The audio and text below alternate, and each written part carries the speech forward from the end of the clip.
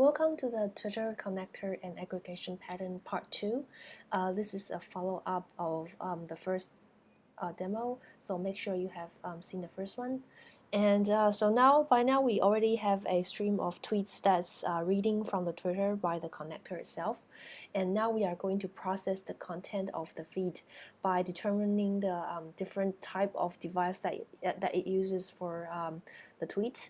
So now we're going to add a content switch, and this content switch are filtered based on the type of the device that it's using for tweeting in the Twitter. So now I'm going to so based on the content of the body and the source of the body, we're going to add it into the condition of this content router. And so I'm going to give a different name for different device. So now this is telling it, okay, I have a header which names device type, and I'm going to tell it's when it has web client in the string, it's going to set the header into a web. So I'm not going to use the GUI drag and drop because it's slow. Now I want to utilize how we do it here. So now I just copy and paste the different parts. And basically it has a few different types of devices, which is iPhone, Android, and the others. So by copy and paste the code here, it will make it much more faster and easier to do it. So now go back to the drag and drop, because I know everyone likes drag and drop. So now I'm going to do otherwise. So everything other than the web, iPhone, and Android will go here. So this is the otherwise clause, and I'm also for this one, I'm going to set the header for this one as well. So I'm going to make this one. Yep. And so just because I'm lazy, so I'm going to copy and paste the header and just replace the constant value in the header as well. So okay, so now I have the contents working. So now I have to have an endpoint. So after all this different routing, I want it to go to a different endpoint.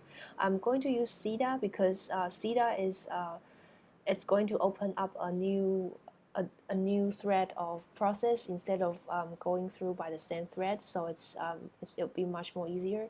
And for the Twitter component itself, it actually opens up different thread for different tweets. So for the performance point of view, I want to use CEDA. So yep, so I'll create two.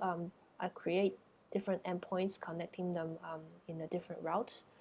And after that, I want to make sure that I aggregate all the data, all the tweets. I want to put them all together. So I will use the aggregation pattern. So this actually waits and collects all the feeds, and I send it into this route, and it's going to collect them together, and I'm going to summarize them up and make sure that they go together. So now I'm going to okay, so I'm going to need to create a bin so I can hold all the summarized data in. So I'm going to create a counter class. Okay, so here, now I have a counter class. And here I have a place to hold all my different devices, and I can always input my device, and I can have a toString so I can print out the number of devices that I have right now. And also because I'm using the aggregator, I can do my own strategy of how to put things together. So I'm going to start a source aggregation strategy. Yep. So this one has to implement a camel aggregation strategy as well. So I need to implement this interface. So for this interface, it's going to have two exchange. One is the old and one is the new one, the one we had before. And now pasting my my business class, my business logic inside. And after I added my aggregator class, I need to set it in the camel context. So I need to put the bin inside, set up the bin in the camel context. So how to do that is just tell the camel context where to find my source code and my class. Okay, so now it can. This is available for my aggregator to look up. So I can now add it back to my aggregator. So after that, I want to add some content to the output. Instead of just printing out the number of summary, I want to make sure that I have a phrase that it's before, so it tells people that this is done by a camel. So I'm going to add something in front.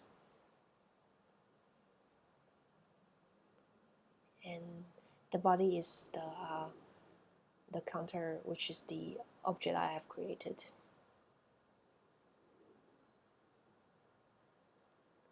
And here I will publish the result to the Twitter and push it through my account. So by going back to the documents, and I'm going to expose it to my user account. And so for Twitter, I need to add authentication information. So I'm going to go back to my old Twitter one, my Twitter endpoint. I'm going to copy and paste the whole authentication strings in back to this endpoint as well. So here. Okay, so now I've done everything. I can start testing. Okay, before we do that, I want to make sure that because all these are empty, so I just want to make my code clear. Just delete all this aggregator options out, and now I can start running my demo. And after 10 seconds, you'll see the log of what I'm supposed to print on Twitter. And if you go back to the Twitter account, your